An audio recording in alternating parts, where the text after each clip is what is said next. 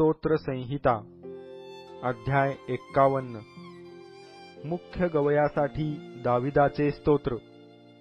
त्याने बथशेबेशी समागम केल्यानंतर नाथान संदेष्टात त्याच्याकडे आला तेव्हाचे, हे देवा, तू आपल्या वात्सल्याला अनुसरून माझ्यावर कृपा कर।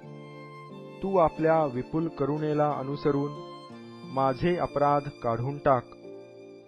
मला धुवून माझा दोष पूर्णपणे काढून टाक। माझे पाप दूर करून मला निर्मळ कर, कारण मी आपले अपराध जाणून आहे। माझे पाप माझ्या पुढे नित्य आहे।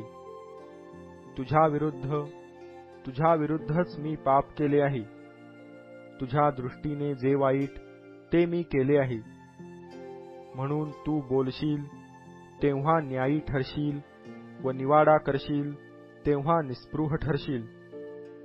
पहा, मी जन्माचाच पापी आहे। माझ्या आईने गर्भधारण केले तेव्हाचाच मी पातकी आहे। पहा, अंतर्यामीची सत्यता तुला आवडते। तू माझ्या अंतर्यामाला ज्ञानाची ओळख करून दे।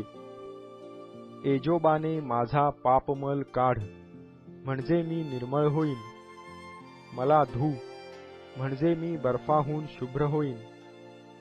आनंदाचे व हर्षाचे शब्द माझ्या कानी पडू दे, म्हणजे तू मोडलेली माझी हाडे उल्हासतील। माझ्या पापांपासून तू आपले तोंड फिरव। माझे सर्व अपराध काढून टाक। हे देवा, माझ्या ठायी शुद्ध हृदय उत्पन्न कर। माझ्या ठायी स्थिर असा आत्मा पुन्हा घाल। तू मला आपल्यापुढून घालवून देऊ नको आणि आपला पवित्र आत्मा माझ्यामधून काढून घेऊ नको। तू केलेल्या उद्धाराचा आनंद मला पुन्हा होऊ दे आणि उत्सुकतेच्या आत्म्याने मला सावरून धर, म्हणजे मी अपराध्यास तुझे मार्ग शिकवीन आणि पातकी तुझ्याकडे वळतील। हे देवा, माझ्या उद्धारक देवा, तू मला रक्तपाताच्या दोषापासून मुक्त कर, म्हणजे माझी जीभ तुझ्या न्यायपरायणतेचा गजर करील। हे प्रभू, माझे ओठ उघड, म्हणजे माझे मुख तुझी कीर्ती वर्णील। तुला पशुयज्ञ आवडत नाही, नाही तर तो मी केला असता।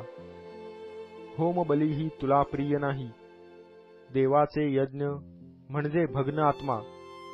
हे देवा, भग्न व अनुतप्त हृदय तू तुच्छ मानणार नाहीस। तू प्रसन्न होऊन सियोनेचे हित कर।